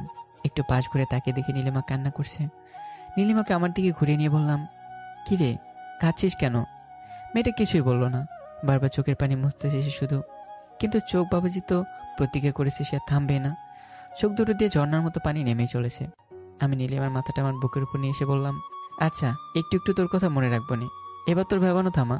আমার কথাটা শেষ হওয়ার আগে দেখি নীলিমার চোখের সমস্ত পানি মরুভূমির মতো শুকিয়ে খাঁকা করতেছে। সাথে সাথে রাতের ধূমকেতুর উজ্জ্বল আলোর মতো একটা হাসির রেখা দেখা দিল। মেয়েটা কিভাবে যেত তাড়াতাড়ি সবকিছু ভুলে যেতে পারে? একটু আগে মরা কান্নায় বেসে দিতেছিল, আবার এখন আসতেছে। আমার কথাটা শুনে নীলিমা আমাকে আরো শক্ত করে জড়িয়ে ধরে বলল, একটু একটু মনে রাখলেই চলবে, সবার মতো আমার অতটা আশা নেই যে। যে কি? কিছু না, তোমাকে যেটুকু আপন করতে পেরেছি তাই আমার তৃপ্তি। আচ্ছা একটা কথা বলবো? একটা বলবে না, 10টা বলবে না, না 100টা বলবা, না 1000টা বলবা, না 10,000টা বলবা, না 1,00,000টা বলবা, তোমার যত খুশি বলো। সবসময় তো ঢং করিস কেন? ঢং কোথায় করলাম? তোমাকে বলতে বললাম, বলো। আচ্ছা বলছি, তোর সাথে তর্ক করে পারা যাবে না। হ্যাঁ, বুঝতে যখন পারছো তাহলে বলো এবার। আমি তো 2-1 দিনের মধ্যেই দেশের বাইরে চলে যাব। হ্যাঁ তো কি হয়েছে? আমি যদি আর এই দেশে কখনো না ফিরি তাহলে তুই কি করবি? আমার কথাটা শুনে নীলিমা আবারও চুপ হয়ে গেল। একটু পর একটা দীর্ঘ শ্বাস ছেড়ে বলল, তুমি ফিরবে না তাতে কি হয়েছে? আমার কাছে তোমার স্মৃতি রয়েছে, রয়েছে তোমার সাথে কাটানো দিনগুলো স্মৃতি, সেগুলো আঁকড়ে ধরে বাকি জীবনটা পার করে দেব। সত্যি বলছি, আমি হয়তো আর কখনো দেশে ফিরবো না। তুমি ঠিকই একদিন ফিরবে, আমি তোমাকে ফিরিয়ে আনবো একদিন না একদিন, হয় সেটা আমি বেঁচে থাকতে, না হয় আমার মৃত্যুতে। কথাটা বলতে নীলিমার গালে একটা ঠাস করে চড় মেরে দিলাম। মরার কথা কখনো বলবি না আমার সামনে, তাহলে তখনই জ্যান্ত পুঁতে ফেলবো। কেন, আমি মরলে কার কি? আমি তো তোমার কেউ না, তুমি তো আমাকে বউ হিসেবে মানো না। নীলিমার কথাগুলো শুনে বুকের মধ্যে মনে হইতেছে কেউ যেন ছুরি দিয়ে আঘাত করতেছে। তবুও কিছু বলতে পারলাম না, কারণ আমি কেউ কখনো বউ হিসেবে মানতে পারবো না। তাই একটু হালকা এসে নীলিমাকে বললাম, হ্যাঁ মরিস, এখন ঘুমা। নীলিমার কিছু বললো না, চুপচাপ ঘুমিয়ে গেল। কয়েকদিন কেটে গেল, মেয়েটার সাথে তেমন কথা হয় না। আসলে নীলিমা আর আগের মতো আমার সাথে কথা বলে না, কেন জানি রাতেও চুপচাপ পাশে শুয়ে থাকে। এগুলো দেখে আমার খুব খারাপ লাগে, কিন্তু কিছু বলার নেই। যাই হোক, আজ আমার ফ্লাইট, এই দেশ ছেড়ে চলে যাব, হয়তো আর কখনো ফিরে আসবো না। যদিও সেটা আমার বাবা মা জানেন না। সকাল থেকে সবাই ব্যস্ত। বাড়ির একমাত্র ছেলে পড়াশোনার জন্য দেশের বাইরে যাচ্ছে বলে কথা।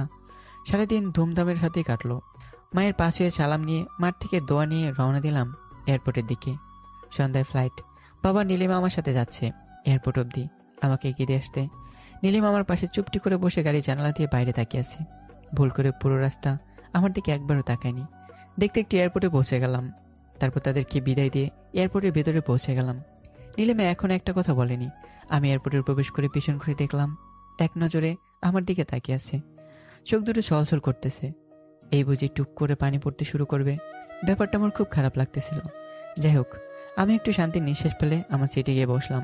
আজ থেকে আমার আর নীলিমা যন্ত্রণা সহ্য করতে হবে না। আজ থেকে আমার জীবনে আর নীলিমা নামক কোনো শব্দ নেই। ভাবতে কীরকম যেন একটু খুশি খুশি লাগতেছে। তবে মেয়েটাকে ছেড়ে যেতে খুবই খারাপ লাগতেছে। মেয়েটাকে কখনো বুঝতে পারিনি। কখন হাসে কখন কাঁদে কিছুই বোঝা যায় না। বড়ই অদ্ভুত একটা মেয়ে। সবসময় বাড়ি মাতিয়ে রাখতো। এর অদ্ভুত আবদারগুলো অবশ্যই ভালোই লাগতো। না বাবা, আমার ওর কথা ভাববো না। আমি কানে হেডফোন লাগিয়ে হাই ভলিউমে গান শুনতেছি মনের আনন্দে। পুরো জার্নিতে আর নীলিমার কথা একবারও ভাবিনি। তবে বাড়ির কথা বারবার মনে হচ্ছিল। এই শালার উল্লুক মেয়েটার সাথে আমার বিয়ে না হলে আজ আমায় বাড়ি ছেড়ে যেতে হতো না। কোন দুঃখে যে আমার চাচাতো বোন হয়েছিল। আগে জানলে ছোটবেলায় মেরে ফেলতাম। তাহলে আর আমাকে দেশের বাইরে যেতে হতো না। যাই হোক, এতদিনই শান্তি পেলাম। এতদিন আমাকে জ্বালিয়ে মেরেছে, উঠতে বসতে খেতে জ্বালিয়েছে, এমনকি শান্তিতে ঘুমোতেও দেয়নি। মনের ভিতর চটপট করতেছে কখন পৌঁছাবো জাপানের মাটিতে। এখন আবার হংকং, সিঙ্গাপুর, কুয়ালালামপুর, চায়না বা থাইল্যান্ড হয়ে জাপানে যেতে হয়। এটা ভেবে ভয় লাগে যে এই বিড়ম্বনা প্রহর কখন কাটবে। যাই হোক, একসময় তো পৌঁছাবই, হোক সেটা একটু আগে বা পরে। তবুও তো শেষ পর্যন্ত নীলিমার যন্ত্রণা থেকে মুক্তি পেয়েছি। ভেবেছিলাম জাপানে কোনো মতো একটা বিশ্ববিদ্যালয়ে পড়ার সুযোগ পেলেই হবে। তবুও নীলিমার যন্ত্রণা থেকে মুক্তি পাবো। কিন্তু কখনো ভাবিনি তাই ইউনিভার্সিটি অফ টোকিওতে পড়ার সুযোগ পাবো। সেই সুবাদে বিশ্বের বৃহত্তম মহানগর টোকিওতেও থাকার ব্যবস্থা হয়েছে। বিশ্বের মধ্যে সব দিক দিয়েই এই শহর শীর্ষে রয়েছে। হোক সেটা জনসংখ্যার দিক দিয়ে বা আয়তনের বা ঘনবস্তির দিক দিয়ে বা শিল্প প্রতিষ্ঠানের দিক দিয়ে। জাপানের 10 ভাগের 1 ভাগ জনগোষ্ঠী এই শহরে বসবাস। আবার 2011 সালে এই জরিপে বিশ্বের অন্যতম 500টি শিল্প প্রতিষ্ঠানের মধ্যে 51টি রয়েছিল টোকিও শহরে অবস্থিত শিল্প প্রতিষ্ঠান। আর আগে এত কোনো শিল্প প্রতিষ্ঠান কোনো শহরে দেখা যায়নি। এমন একটি শহরে থাকার সুযোগ পেয়ে খুব ভালোই লাগতেছে। শহরটা আসলে আমার মনের মতো। আবার অবাক হলাম যখন জানতে পারলাম যে 2016 অনুযায়ী এটা জাপানের একমাত্র বেসরকারি বিশ্ববিদ্যালয় যার কোনো শিক্ষার্থী নোবেল পুরস্কার অর্জন করেছে, এবং এশিয়ার একমাত্র বেসরকারি বিশ্ববিদ্যালয়ে যার কোনো শিক্ষার্থী প্রাকৃতিক বিজ্ঞানে নোবেল পুরস্কার পেয়েছেন। আমিও পদার্থ বিজ্ঞানের উপরই পড়াশোনার উদ্দেশ্যে এসেছি। যাই হোক, শেষ পর্যন্ত নরিতা আন্তর্জাতিক বিমানবন্দরে পৌঁছে গেলাম। বন্ধ ছেড়ে সোজা রওনা দিলাম আমার বিশ্ববিদ্যালয়ের উদ্দেশ্যে, টোকিওর শিনজুকুতে। এখন আমি আমার বিশ্ববিদ্যালয়ের গেটের সামনে দাঁড়িয়ে আছি। মনে অনেক প্রশান্তি লাগতেছে। একসময় আমার স্বপ্ন ছিল এই বিশ্ববিদ্যালয়ে পড়া, কিন্তু রিমের আকস্মিক মৃত্যুতে আমি সেই স্বপ্নটার কথা ভুলে গেছিলাম। কিন্তু শেষ পর্যন্ত আমি আমার স্বপ্নটাকে ছুঁতে পেরেছি। ইউনিভার্সিটির আশেপাশে থাকার ব্যবস্থা হয়েছে। সেখানকার উদ্দেশ্যে রওনা দিলাম। সেখানে পৌঁছে আমার রুমে গিয়ে ফ্রেশ হয়ে দিলাম এক ঘুম। একেবারে পরদিন সকালে ঘুম থেকে উঠলাম। ফ্রেশ হয়ে নাস্তা করে ইউনিভার্সিটির উদ্দেশ্যে রওনা দিলাম। সব কিছুই নতুন, রাস্তাঘাট, মানুষ, ভালোই লাগতেছে। প্রথম দিন ক্লাস করতে অনেক অসুবিধা হলো। যদিও লেকচারে ইংরেজি ভাষায় ব্যবহার করেছেন, তবে মাঝে মাঝে প্রফেসররা যখন জাপানি ভাষায় ব্যবহার করেন তখন মনে হয় কেউ যেন কানের মধ্যে গোতাগুতি শুরু করছে। ইউনিভার্সিটি থেকে ফিরে এলাম। দুপুরে লাঞ্চ করার জন্য রওনা দিলাম হিরোশিমার উদ্দেশ্যে। আমি আগে থেকে ভ্রমণপ্রিয়। নতুন কিছু সম্পর্কে দেখার বা জানার আগ্রহ জন্মগত থেকেই। তাই এখানে এসে আর হিরোশিমা পিস মেমোরিয়াল পার্ক দেখার সুযোগ দেরি করতে চাইলাম না। এখানে এসে দিনগুলো ভালোই কাটছে। অনেক দিন কেটে গেল এভাবেই। 2টা বছর কেমনে কাটলো বুঝতে পারলাম না। ইউনিভার্সিটিতে অনেক মজা হচ্ছে। আগের মতো ক্লাসগুলো অতটা সমস্যা হয় না। এখন একটু জাপানি ভাষাও শিখে গিয়েছি। প্রায় কোনো না কোনো জাপানের ঐতিহ্যবাহী স্থানে যাই। জাপানের অন্যতম ঐতিহ্যবাহী স্থানগুলো মাউন্ট ফুজি, ইম্পেরিয়াল টোকিও, কওটা ইত্যাদি। যতগুলো ঐতিহ্যবাহী স্থান আছে কোনোটাও দেখা বাকি নেই। রাতে বিছানায় শুয়ে আছি, হঠাৎ কী যেন মনে পড়ে লাগেজ ঘাটাঘাটি করতে নজরে পড়ে নীলিমার দেওয়া সে পাঞ্জাবিটা। এতদিনে নীলিমার কথা প্রায় ভুলে গেছিলাম, কিন্তু হঠাৎ তোর দেওয়া পাঞ্জাবিটার দিকে নজর পড়তেই মনে পড়ে গেল মেয়েটার কথা। মাঝে মাঝে বাড়িতে ফোন করে মা বাবার সাথে কথা বলতাম। নীলিমা কথা বলতে চাইলে নানা অজুহাতে ফোনটা কেটে দিতাম। শুনেছি গত বছর নাকি ঢাকা মেডিকেল বিশ্ববিদ্যালয়ে চান্স পেয়েছে। নীলিমার মেডিকেলে চান্স পাওয়ার বেশি খুশি হয়েছিলাম। আমি তো আর দেশেই ফিরবো না, ডক্টর হলে তা ভালো দেখে একটা ছেলের সাথে আবার বিয়ে দিতে বলবো। নীলিমার কথাগুলো আজকাল একটু বেশি মনে পড়তেছে। এতদিন তো কিছুই মনে হয়নি, 2টা বছর একবার ভাবিনি ওর কথা। তাহলে হঠাৎ আবার কি হলো যে নীলিমার কথা ভাবতে লাগলাম? যাই হোক, মেয়েটা সবসময় আমার কাছে নানান আবদার করতো। এখন কি কারো কাছে আবদার করে না? কারো হাত থেকে তুলে খাওয়ার জন্য বিভিন্ন অজুহাত খোঁজে না? করবে বা কার কাছে? আমি তো দেশে নেই। আচ্ছা, মেয়েটা কি আজ রাতের বেলা ঘুমানোর সময় কারোর জন্য অপেক্ষা করে না? কারো ওকে মাথা রেখে ঘুমানোর জন্য জোর করে না? আচ্ছা, নীলিমার দিনগুলো কেমন কাটছে? আমি তো স্বার্থপরের মতো চলে এলাম, ওই কি আমার জন্য কান্নাকাটি করে? ও কি ভালো আছে? আমি মেয়েটার সাথে বড়ই অন্যায় করেছি। আমার কিউসিতে এসে এমনটা করা? যতই হোক, ও তো আমার শরীয়ত মোতাবিক বউ। আমি এসব ভাবতে ভাবতেই মাথায় যন্ত্রণা শুরু হয়ে গেল। আর কিছুই ভাবতে পারলাম না।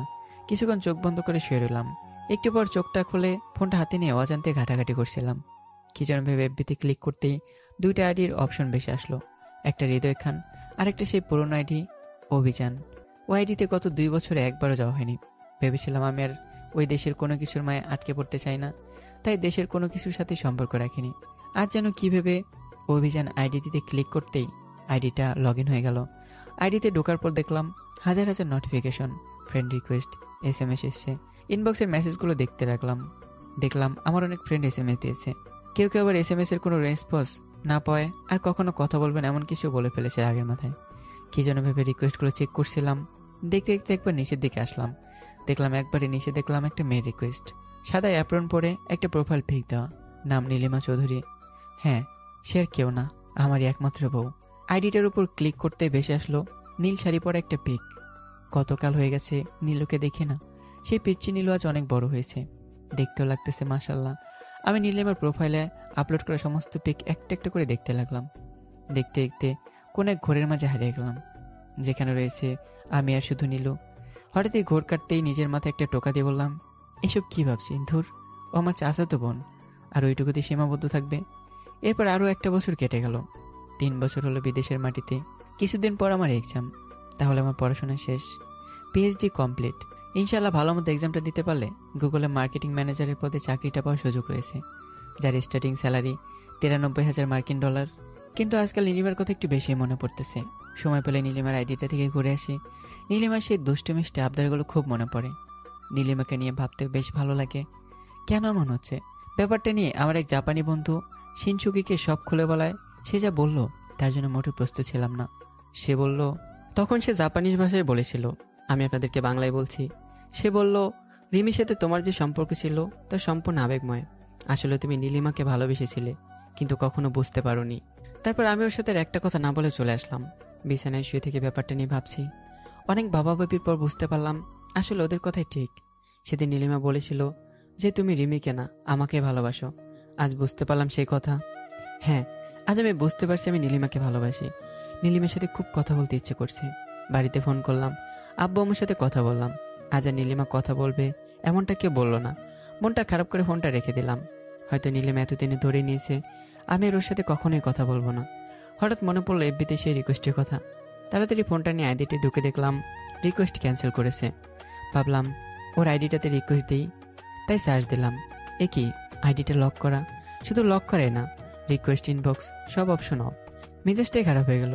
একসময় মেয়েটা আমার সাথে কথা বলার জন্য কত কিনা করতো, আর আজ আমি সে আমার বিয়ে করা বউয়ের সাথে কথা বলতে পারছি না, যারে বলে কুত্তা ভাগ্য।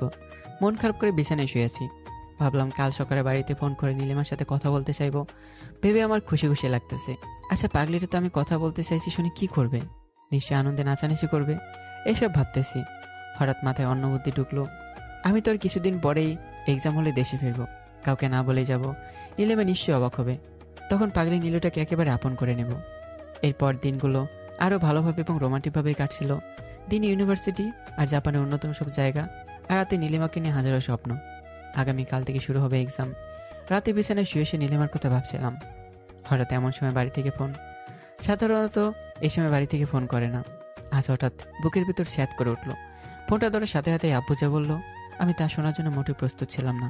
নীলিমা ইউনিভার্সিটিটা থেকে ফেরার পথে কার এর সাথে অ্যাক্সিডেন্ট করছে, এখন হাসপাতালে। কথাটা শোনা মাত্র আমার হাত থেকে ফোনটা পড়ে গেল। আমি যেন বাকরুদ্ধ হয়ে গেলাম। গলা দিয়ে কোনো শব্দ বের হচ্ছে না। আব্বু হ্যালো হ্যালো করে ফোনটা এক সময় কেটে দিল। আমি প্রায় 30 মিনিট এমনভাবে থাকার পর আব্বুকে কল করে বললাম আমি এখনই দেশে ফেরার ব্যবস্থা করছি, আসছি আমি। আমার লাগেজ গোছানো শেষ। এমন সময় আব্বুর আবার ফোন আসলো। আব্বু যা বললো তাতে একটু খুশি হলাম। নীলিমার হুঁশ ফিরেছে, কিন্তু পরে যা বললো তার জন্য মোটেও প্রস্তুত ছিলাম না। নীলিমার মাথার পেছনে আঘাত লাগায় স্মৃতিশক্তি নষ্ট হয়ে গেছে। কথাটা শুনে মনটা আবার খারাপ হয়ে গেল। তাহলে নীলিমা কি সবাইকে ভুলে গেছে? আমার কথা কি আর কখনো মনে করতে পারবে না? তবে এতটুকু ভেবে শান্তি পাচ্ছি যে আমার নীলিমা এখন সুস্থ আছে কিছুটা। পরদিন থেকে এক্সাম শুরু। প্রায় 1 মাসের মতো এক্সাম হলো। আজকে এক্সাম শেষ। সব ব্যবস্থা আগে থেকেই করাই ছিল। আগামীকাল আমার বাংলাদেশে ফ্লাইট। ভাবতেই খুশি খুশি লাগতেছে। দেশের মাটিতে পা রাখবো। এখন নীলিমা অনেকটা সুস্থ হয়েছে, কিন্তু কাউকে চিনতে পারে না। সবার কথা নাকি ভুলে গেছে। যাই হোক, আমি আগে দেশের মাটিতে পা রাখি, সব ঠিক করে নেব। বাড়ি সবার জন্য কেনাকাটা করলাম। নীলিমার জন্য একটা লাল টুকটুকে বেনারসি নিয়েছি। 4 বছর পর দেশে ফিরতেছি। জানি না এখন পরিবেশটা কেমন হয়েছে। সবাই হয়তো অনেক বদলে গেছে। আমার বন্ধু বান্ধবগুলো হয়তো এখন সবাই বিয়ে করে বাচ্চা কাচ্চা হয়ে গেছে। রিয়াজ আর সিরাজ তো এখন আমার উপর রাগ করে আছে। ওদের না বলে হুট করে দেশের বাইরে চলে গেছি। ওদের রাগও ভাঙাতে হবে। এসব ভাবতে ভাবতে এই সময়গুলো পার হয়ে গেল। আর কিছুক্ষণের মধ্যেই হজরত শাহজালাল বিমানবন্দরে পৌঁছাবো। বিমান থেকে নেমে দেখি এয়ারপোর্টে শুধু বাবা রিসিভ করতে এসেছে। মনটা খারাপ হয়ে গেল। নীলিমা আসেনি। বাবাকে দেখে দৌড়ে গিয়ে জড়িয়ে ধরলাম। প্রায় 4টা বছর হলো দেখা নেই। আর নিজেকে সামলাতে পারিনি। তারপর লাগেজগুলো সব গাড়িতে তুলে বাবার সাথে বাড়ির উদ্দেশ্যে রওনা দিলাম। বাড়িতে এসে দেখি লোকে লোকারণ্য। আমার সব বন্ধু বান্ধব আত্মীয় স্বজন সবাই এসেছে। আমাকে দেখে সবাই একসাথে আনন্দে চিৎকার করে উঠলো। প্রথমে আম্মুকে সালাম করতেই দেখি আম্মু কান্না শুরু করে দিয়েছে। আম্মুর সাথে কিছুক্ষণ কথা বললাম। সিরাজ আর রিয়াজ দেখে একপাশে দাঁড়িয়ে আছে। আমি ওদের কাছে গেলাম। ওদের কাছে যেতেই সিরাজ আর মিরাজ ওরা ধরা মাই শুরু করে দিল। শালা, আমাদের না বলে চলে গেছিলি। আমরা তো তোর কেউ না, তাই না? খুব স্বার্থপর হয়েছিস। কতগুলো SMS দিছি এফবিতে, একটারও রিপ্লাই করিসনি। আরে দোস্ত, সরি, একটু বেশি ব্যস্ত ছিলাম। মিথ্যা বলা ছাড়া আর কোনো উপায় নেই, কারণ মার খেতে হবে। ব্যস্ত ছিলি, তাই না? এখন আমাদের কি ব্যস্ততা শিখাইতে আসছিস, তাই না? আমরা সব বুঝি। সরি দোস্ত, এই যে কান ধরছি, আর এমন হবে না। আমার কান ধরতে দেখে সিরাজ আর রিয়াজ দুজনে আমাকে জোরে ধরে কান্না শুরু করে দিল। আরে দোস্ত থাম, এবার তো আমি ফিরছি না। আর তোদের না বলে যাও তো দূরের কথা, যাবই না তোদের ছেড়ে। এক একে সব আত্মীয় স্বজনের সাথে কুশল বিনিময়টা শেষ হয়ে গেল।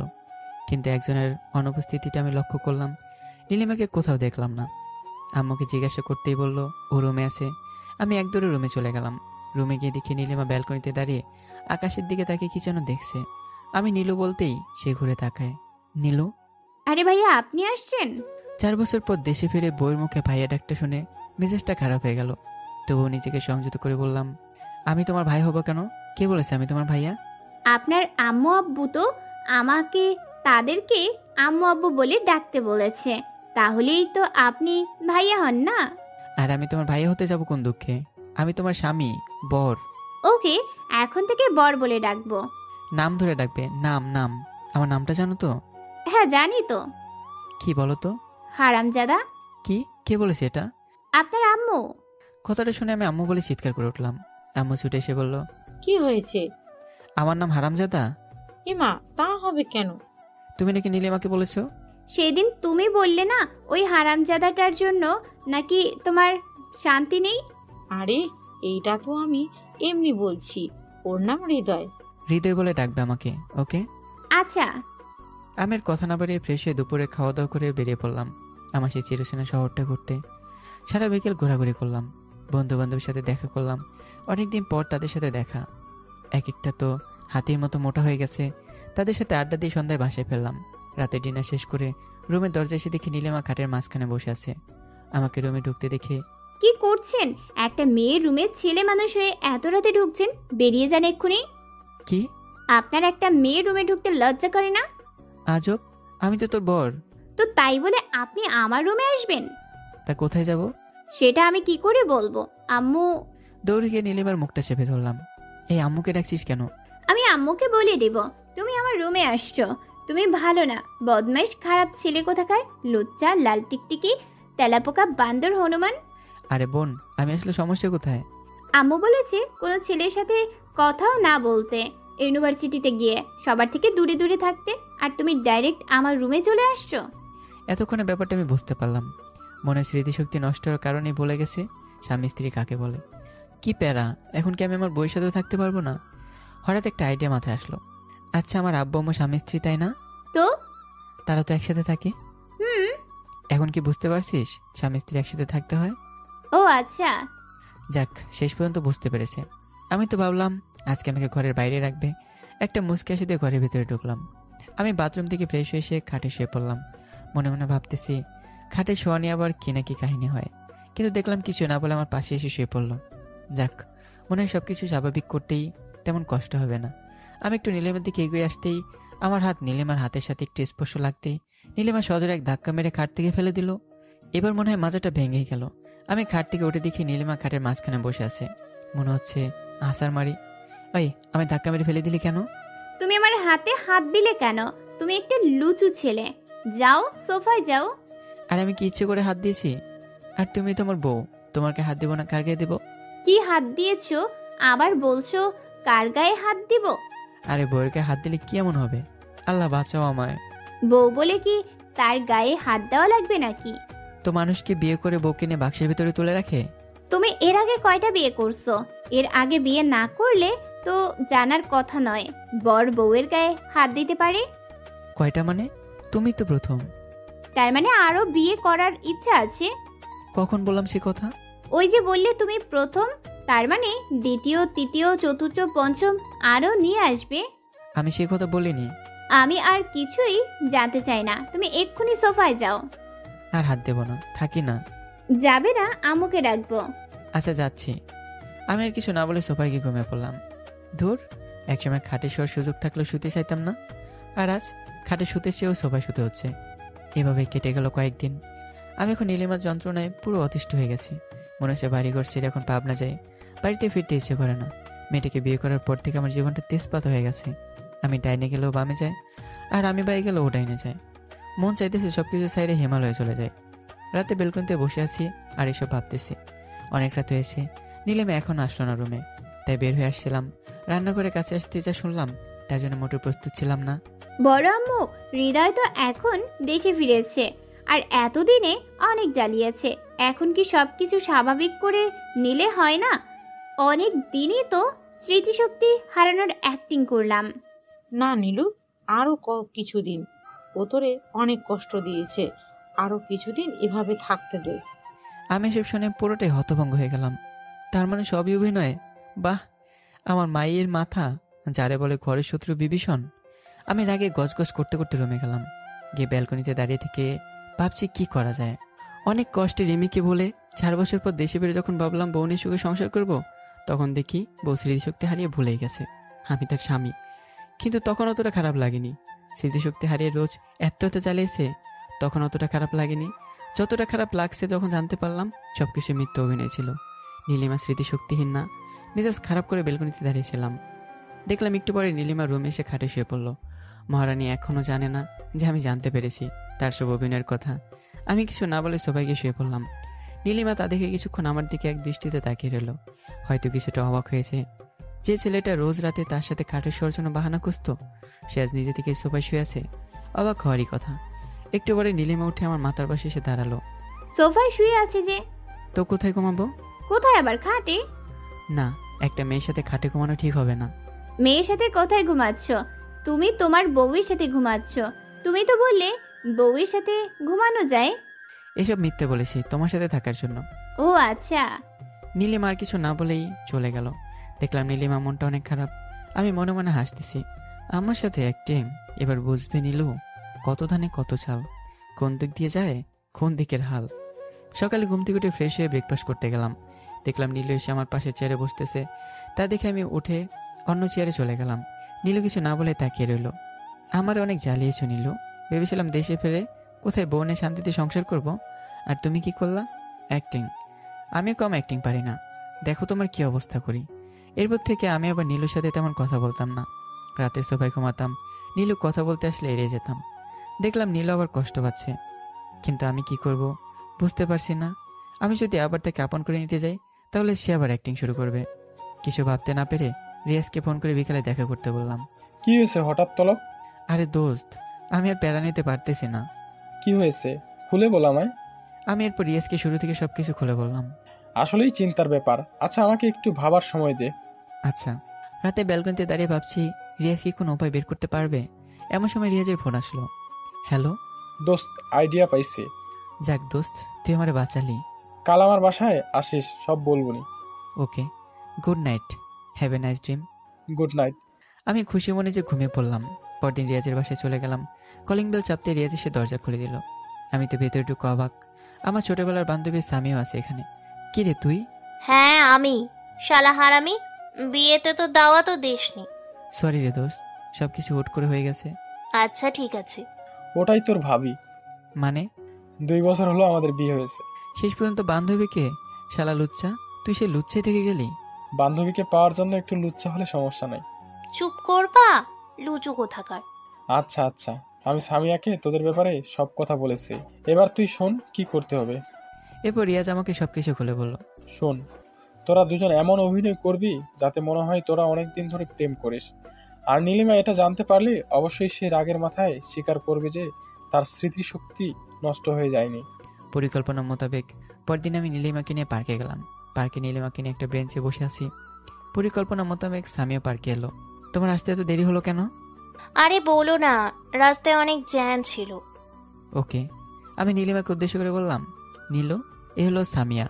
অনেকদিন আগে থেকে আমরা একে অপরকে ভালোবাসি। আমার কথাটা বলার সাথে সাথে দেখি নীলুর দুচোখ রক্তের মতো লাল হয়ে গেছে। আমি নীলুকে আর একটু রাগানোর জন্য বললাম, তুই এখানে একটু বসে থাক, আমরা দুজন একটু ঘুরে আসি। কথাটা বলেই আমি যখন ওইদিকে সামিয়াকে নিয়ে একটু হাঁটা শুরু করবো, নীলু আমার সামনে এসে শার্টের কলার চেপে ধরলো। ওই ওটা তোর কোন জন্মের গার্লফ্রেন্ড? আমাকে মিথ্যা বলিস? আরে অনেকদিন আগের। আবার মিথ্যা বলিস? ও তোর গার্লফ্রেন্ড না। কেন মিথ্যা বলছিস?